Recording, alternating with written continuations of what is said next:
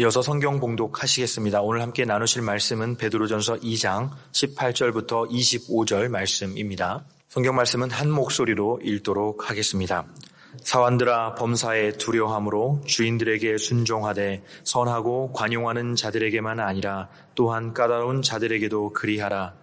부당하게 고난을 받아도 하나님을 생각함으로 슬픔을 참으면 이는 아름다우나 죄가 있어 매를 맞고 참으면 무슨 칭찬이 있으리요.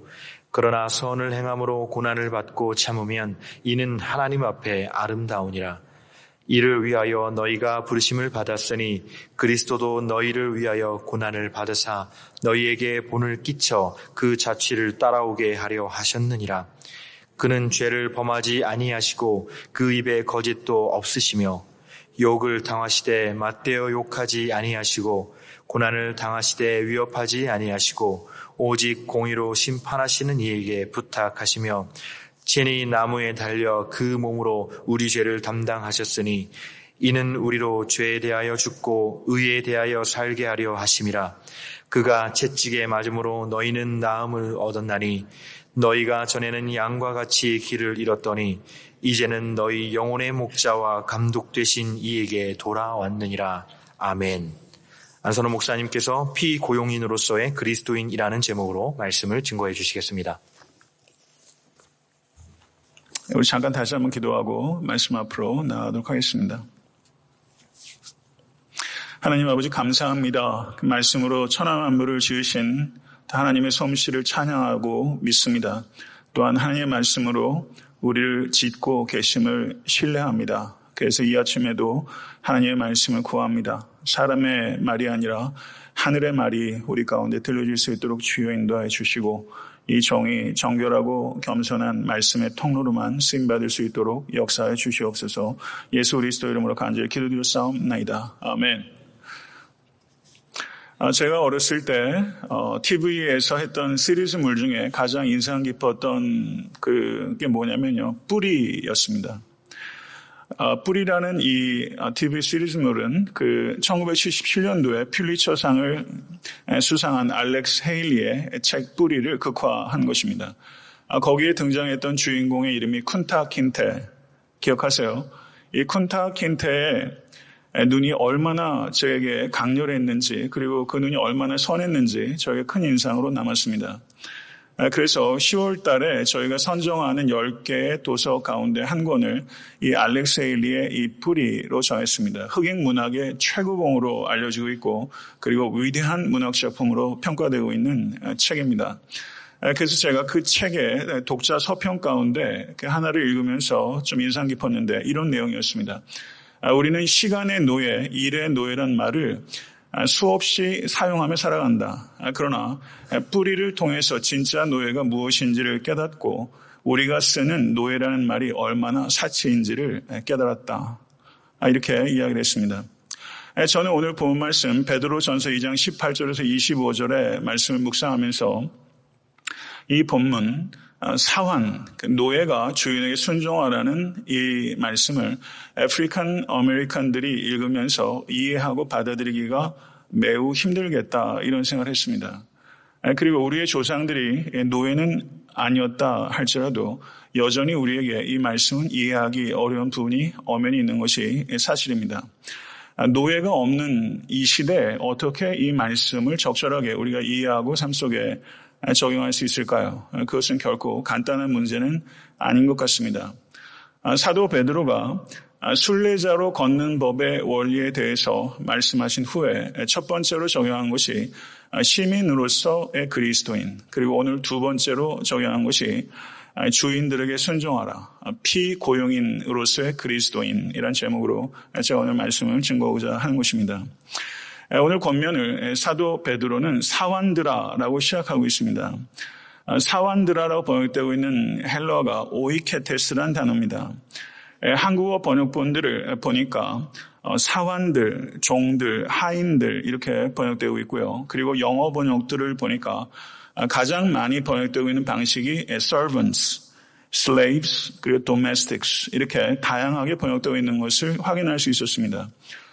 이와 같은 번역들은 충분히 만족스럽지 못합니다.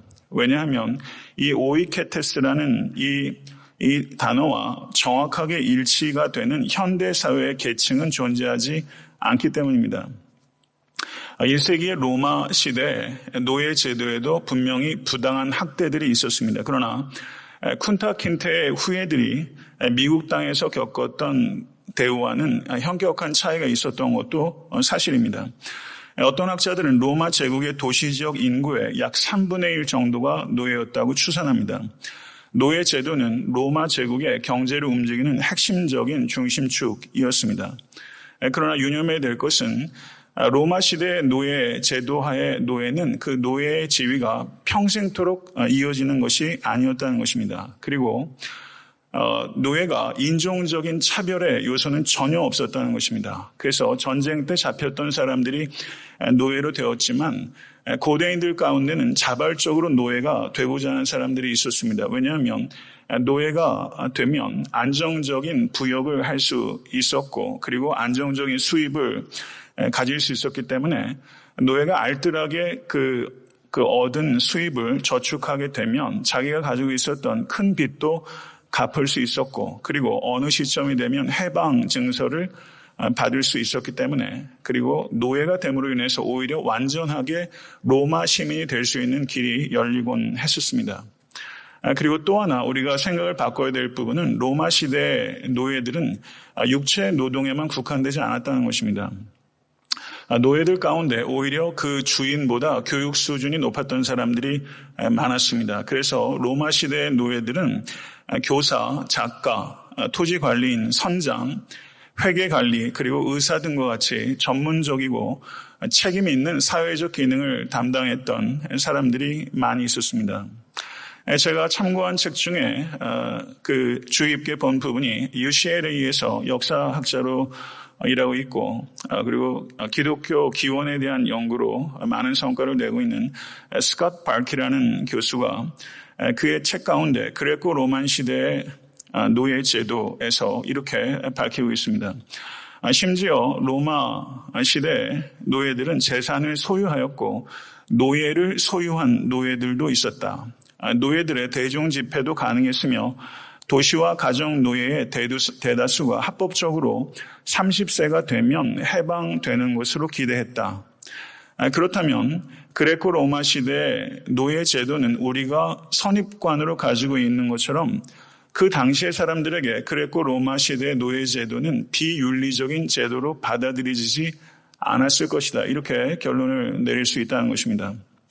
성도 여러분, 지난주 말씀을 가지고 불의한 권력자들이 위에 있는 권세에 순종하라라는 말씀을 악용해서 무조건적으로 순종하라고 이야기한다면 그것이 잘못된 해석인 것처럼 오늘 말씀을 오용해서 성경이 반인권적이고 비윤리적인 노예 제도를 지지한다라고 말하는 것은 그것은 억지요, 무지의 결과라는 것을 우리는 깊이 생각해야 됩니다.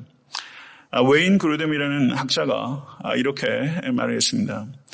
웨인 그루뎀은 원래 저명한 조직신학자인데 베드로전서의 주석을 매우 탁월하게 써서 제가 감탄하면서 읽고 있습니다. 이 웨인 그루뎀이 뭐라고 말했냐면요.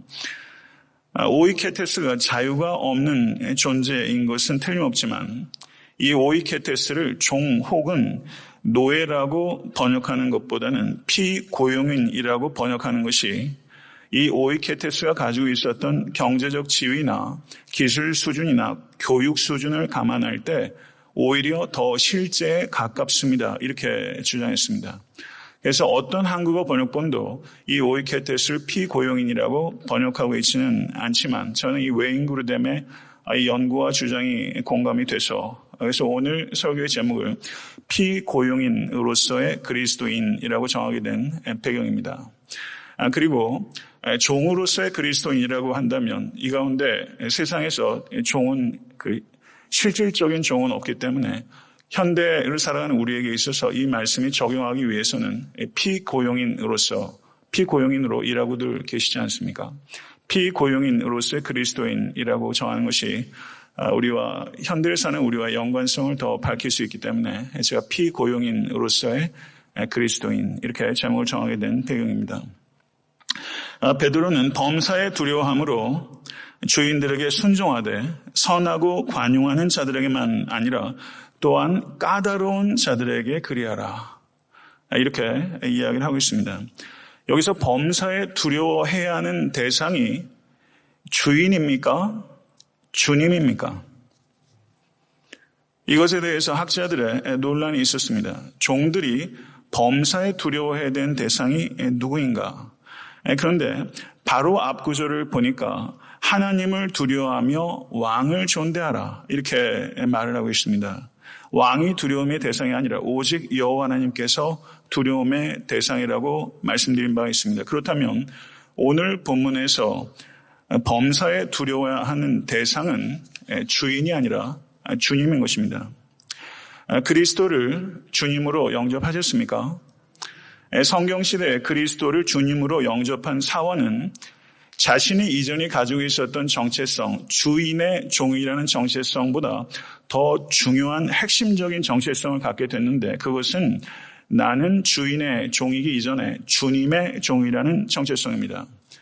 나는 주님의 종입니다. 이 정체성 가지고 계십니까?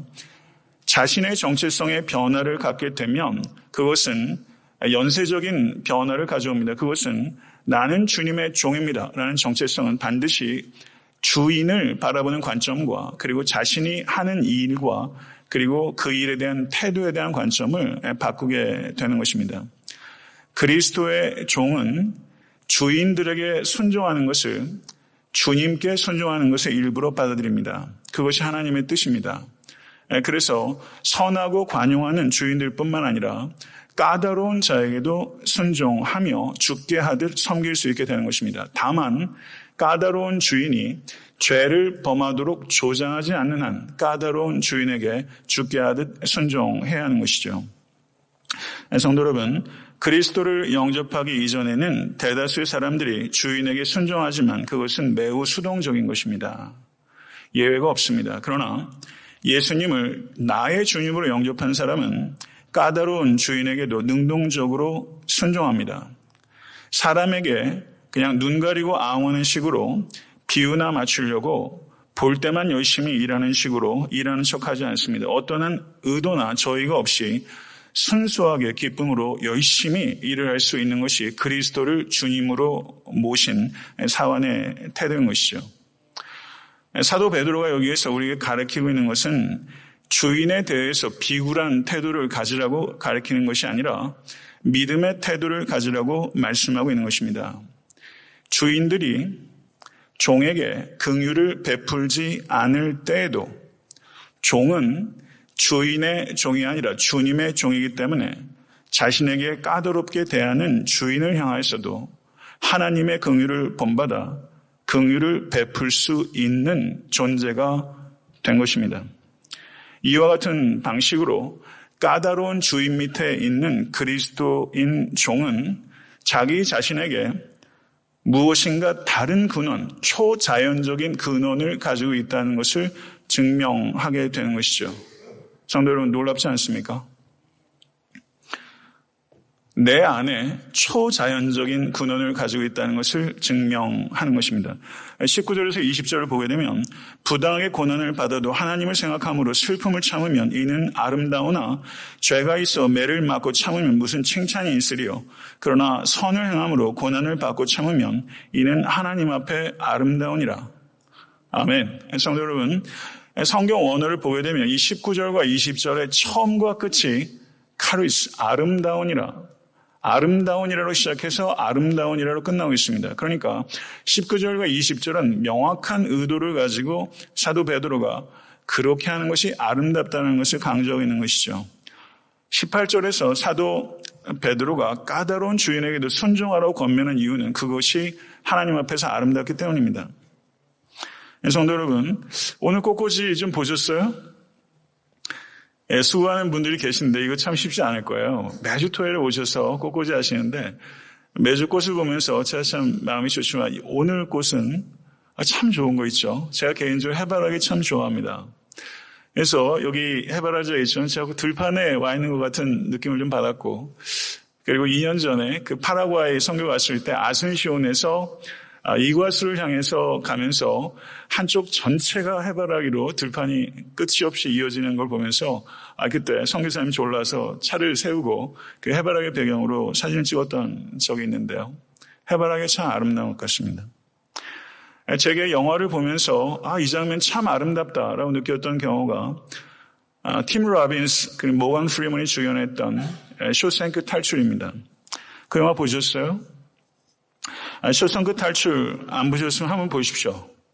이 영화에서 저한테 가장 아름다웠던 장면은 팀 로빈스가 간수들을 아주 재치 있게 따돌리고 그리고 모차르트의 피가로의 결혼 중 저녁 산들바람은 부드럽게를 틀은 장면입니다. 마치 시간이 다 멈춘 것처럼 일하던 사람도 너무나 놀라서 전혀 예상하지 못했던 희망이라고는 전혀 없는 쇼생크라는 그 감옥에서 천상의 음악인 아리아가 울려 퍼지는 극단적인 대조를 보면서 가슴 뭉클한 아름다움을 느꼈습니다. 잠깐 자랑 한번 하겠습니다. 제게 친구가 한 명 있습니다. 대학교 1학년입니다. 어저께 저에게 카톡이 왔는데요.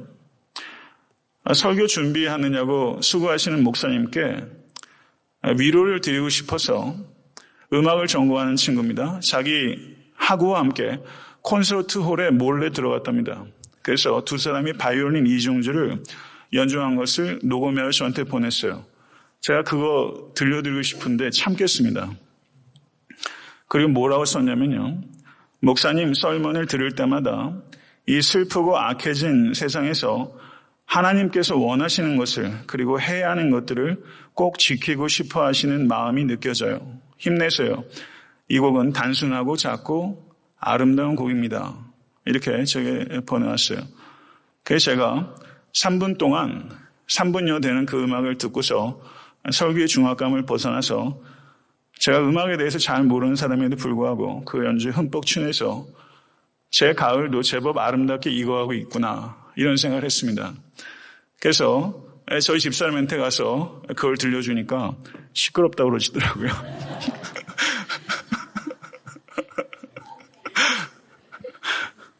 삶의 반전이 아름답습니다. 그러나 해바라기도 아름답고 그리고 영화의 한 장면도 아름답고 그리고 사람과의 관계도 아름답지만 정말 아름다움의 기준은 무엇일까? 오늘 본문에서 아름답다라고 했을 때 이 기준은 성경적 의미에서 아름다운 것은 하나님을 기쁘시게 하는 것이 아름다운 것입니다. 하나님께 기쁨이 되는 아름다운 것은 하나님을 생각함으로라는 표현이 있습니다. 이것은 하나님을 의식함으로 이런 뜻입니다. 하나님을 의식할 때 부당한 고난을 당해도 선을 행함으로 받는 고난도 참을 수 있습니다. 하나님을 의식하지 않으면 이런 추구도 이런 능력도 우리에게 주어지지 않습니다. 성도 여러분, 살다 보면요. 삶이 그렇게 단순하지 않습니다. 계속적으로 권리를 짓밟힐 때 하나님을 지속적으로 신뢰하는 것은 어느 누구에게도 쉽지 않습니다. 어떠한 고난은 과도합니다. 어떠한 과도한 고난도 과분한 은혜 속에 들어가게 되면 그것은 반드시 녹아지게 됩니다. 성도 여러분, 과도한 고난 가운데 계십니까? 과분한 은혜를 망각하지 마십시오. 부당하게 고난받고 계시다면 부단하게 인내하고 하나님을 신뢰할 때 여러분의 믿음은 금보다 더 귀한 것으로 드러나게 될 것이고 하나님 앞에 그보다 아름다운 거 없으며 하나님 앞에 그런 사람처럼 아름다운 사람 없습니다. 그러나 성도 여러분, 우리는 조심해야 합니다. 여러분도 약하고 악하고 저 역시 약하고 악한 죄인입니다. 죄된 언행으로부터 자유로운 사람 한 사람도 없습니다. 그러나 죄된 언행으로 기인하는 고난을 주를 위해서 당하는 고난이라고 말하는 것은 죄된 언행에 거짓의 죄까지 더할 수 있다는 것을 기억하십시오. 그러한 고난은 하나님을 기쁘시게 하는 것이 아니라 하나님을 불쾌하게 하는 것입니다.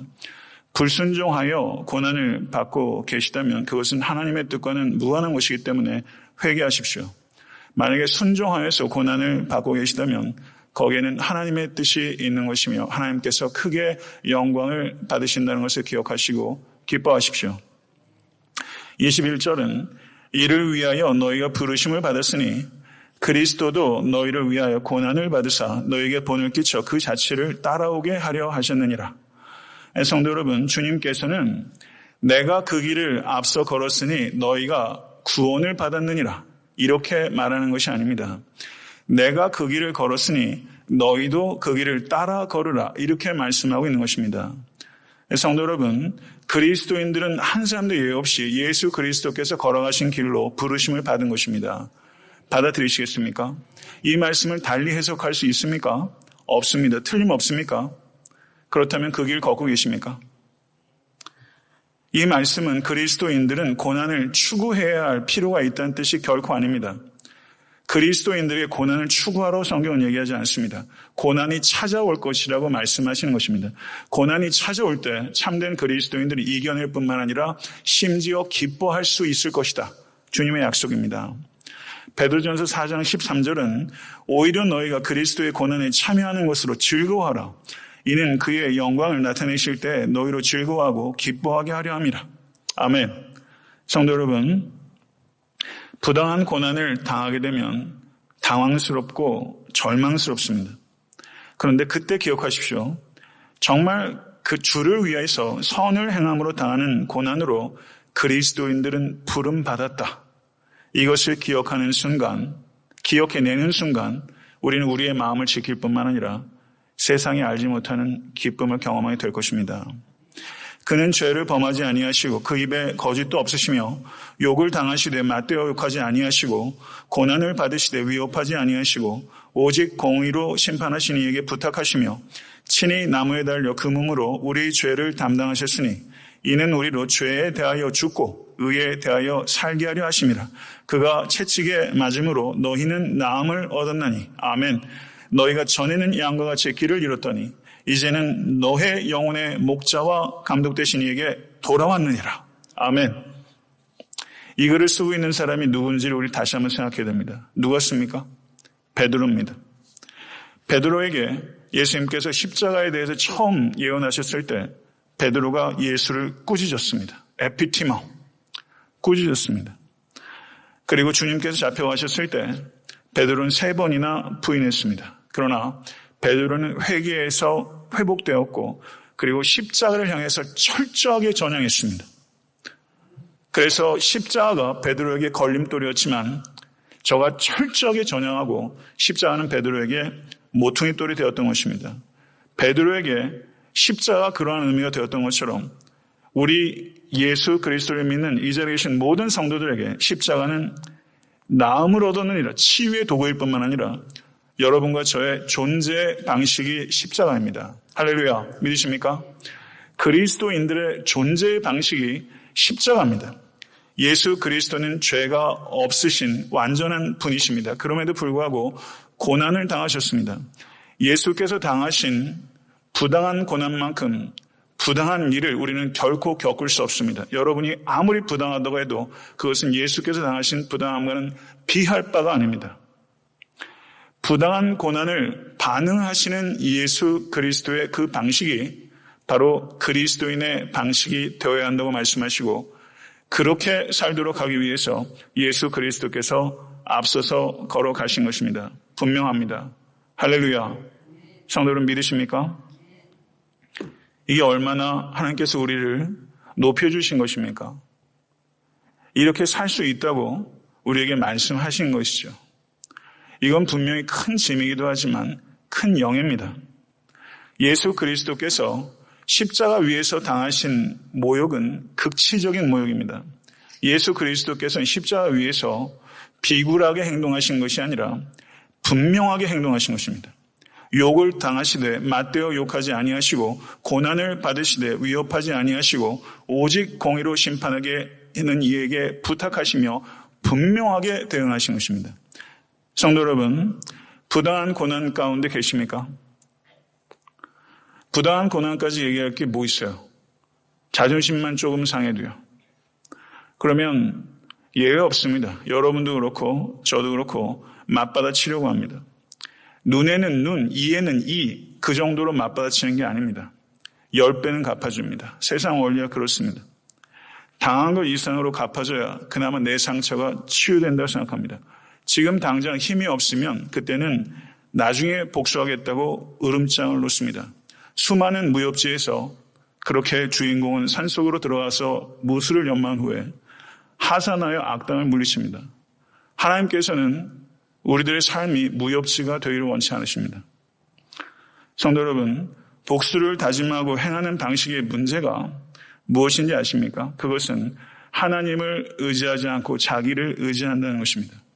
하나님께서 이 부당한 상황에는 전혀 개입하지 않고 계시고 이 상황을 다스리지 않고 있다는 것을 고백하는 것과 마찬가지인 것입니다. 사랑하는 성도 여러분, 하나님을 깊이 신뢰하고 모든 상황 속에서 하나님께서 다스리고 계심을 진실로 믿으시고 공의로 심판하신 하나님께 부탁하십시오. 여기서 부탁하다로 번역된 성경 언어가 파라디돔이라는 단어인데 이 단어는 넘기다, 의탁하다 이런 뜻이 있습니다. 그런데 이 단어의 시제가 뭐냐면요. 지속적인 행동을 나타내는 미완료 시제입니다. 그렇기 때문에 계속적으로 의탁하셨다 이런 뜻이 되는 것입니다. 성도 여러분, 예수님께는 능력이 있으셨습니다. 자신을 모욕하는 이들에게 그 자리에서 보복하실 수 있는 능력이 예수님의 온 천하 만물의 권세를 가지고 그 손으로 보복하실 수 있으셨습니다. 그러나 예수님께서는 그렇게 하지 않으셨습니다. 그리고 지속적으로 파라디노미 하나님께 의탁하셨습니다. 성도 여러분, 주님께서 당하신 것은 힘이 없어서 당한 것이 아닙니다. 성도 여러분, 참고 계신 것이 힘이 없으셔서 참고 계신 것입니까? 만약에 힘이 있으시면 보복하시겠습니까? 24절에는 복음의 진수가 기록되어 있습니다. 친히 나무에 달려 그 몸으로 우리 죄를 담당하셨으니 이는 우리로 죄에 대하여 죽고 의에 대하여 살게 하려 하심이라. 그가 채찍에 맞음으로 너희가 나음을 입었느니. 사환이 왜 까다로운 주인에게 순종해야 합니까? 25절 다시 한번 보시죠. 25절 너희가 전에는 양과 같이 길을 잃었더니 이제는 너의 영혼의 목자와 감독 되신 이에게 돌아왔느니라. 왜 사환이 까다로운 주인에게 순종해야 하는가? 그것은 우리는 돌아온 사람이기 때문입니다. 순종의 동기는 주인의 보상을 바라보기 때문이 아니라 주님의 보상을 바라보기 때문입니다. 까다로운 주인을 이길 수 있는 진정한 승리의 방정식은 자기 주장을 통해서가 아니라 자기 부인을 통해서 성취되기 때문입니다. 이렇게 하라는 것은 불의를 묵인하라는 뜻이 아니라 불의한 자도 얻고자 하는 선교적 동기가 있기 때문입니다. 성도 여러분, 우리는 어떤 사람에 대해서도 욕을 하고 증오를 퍼붓고 보복해 마땅한 적이라고 여기기를 강력하게 거부해야 합니다. 왜냐하면 주님께서 그렇게 하지 않으셨기 때문입니다. 우리는 원수들을 향해서 죄는 미워하되 원수들을 향하신 예수 그리스도의 과분한 사랑을 본받아 그 사랑을 퍼부어야 하는 것입니다. 성도 여러분, 제가 목회자로 살아가면서 글쎄요, 이제 같이 이렇게 세월을 이제 가잖아요. 제가 여러분에게 드리고 싶은 게 있다면 안성훈 목사를 보니까 뭔가 초자연적인 근원이 그 안에 있는 것 같아. 이런 게 발견되면 참 좋겠어요. 지금도 미약하지만 뭔가 이렇게 그냥 인간의 본성적인 어떤 반응이 아니라 초자연적인 근원을 가지고 있기 때문에 할 수 있는 반응들이 제 안에서 발견될 수 있으면 좋겠습니다. 모쪼록 제가 나이를 들어가면서 제가 50은 넘어섰는데요. 60, 70 이렇게 돼서 은퇴를 하고 또 하나님 부르실 때까지 제 주변에 있는 성도들이, 믿음의 교훈들이 안성훈 목사 안에는 초자연적인 근원이 있어. 이렇게 말할 수 있도록 삶을 이끌어 나가고 싶습니다. 그뿐만 아니라 성도 여러분, 세상이 악하고 어둡습니다. 부당한 고난 가운데서도 여러분 그리고 모든 그리스도인들이 가지고 있는 초자연적인 근원을 나타내는 아름다운 전시장이 될 수 있도록 여러분의 삶을 이끄십시오. 그렇게 살 수 있다고 주님께서 약속하셨습니다. 여러분들이 초자연적인 근원을 가지고 있다는 아름다운 전시장으로 여러분의 삶을 이끌어 가실 수 있게 되길 우리 주 예수 그리스도의 이름으로 간절히 축원합니다. 성도 여러분, 지금 시간이 9시 22분입니다. 이런 적 있었습니까? 제가 요즘 설교를 좀 함축적으로 하려고 굉장히 줄이고 있어요. 처음에 한 11장까지 쓰다가 계속 읽으면서 줄여가지고 7장, 8장 내일 하다 보니까 지난주에도 설교가 좀 짧았고 오늘도 설교가 짧아서 무려 지금 1시간도 안 되는데 설교가 끝났네요. 좋으세요? 계속 이렇게 할까요? 이게 아름다운 설교입니까? 할 얘기는 다 한 것 같고. 그래서 어쨌든 좀 그렇게 더 하려고 하는데 함축적이고 아름답고 깊이 있게 좀 설교도 하고 싶은 욕심이 있어서 좀 더 짧게 하는 게 더 어려운 것 같은데 어쨌든 그렇게 좀 노력하고 있으니까 좀 멀리서 한 2시간씩 3시간씩 운전하고 오신 분들께는 죄송하다는 말씀을 드리겠습니다. 짧게 해서. 여튼 오늘 저 이렇게 마쳤는데 우리 다 같이 좀 기도하도록 하면 좋을 것 같습니다. 까다로운 분 계세요? 그냥 눈을 감으시고요. 저희 교육자들에게 제가 까다로운 사람은 아닌지 모르겠습니다. 여러분들에게 까다로운 사람이 누가 있는지, 그분을 어떻게 대하고 계신지, 그리고 여러분 자신은 까다로운 사람이 되고 있지는 않은지. 여기서 까다롭다고 번역되고 있는 성경 언어가 어떤 뜻이냐면요. 구부러졌다 이런 뜻이에요. 구부러진 사람. 그를 향하여 주께 대하듯 순종하라. 죄를 하라고 조장하지 않는 한 순종하라. 그렇게 하는 것이 너희들 안에 있는 초자연적인 근원을 전시하는 선교적인 동기가 될 것이다. 이것이 하나님께서 우리에게 말씀하신 거거든요. 까다로운 사람이 가정에 있습니다. 교회에도 있고 그리고 일터에도 있습니다. 성도 여러분, 오늘 말씀을 생각하면서 우리가 각자 좀 잠시 기도하고 제가 말씀 기도하겠습니다.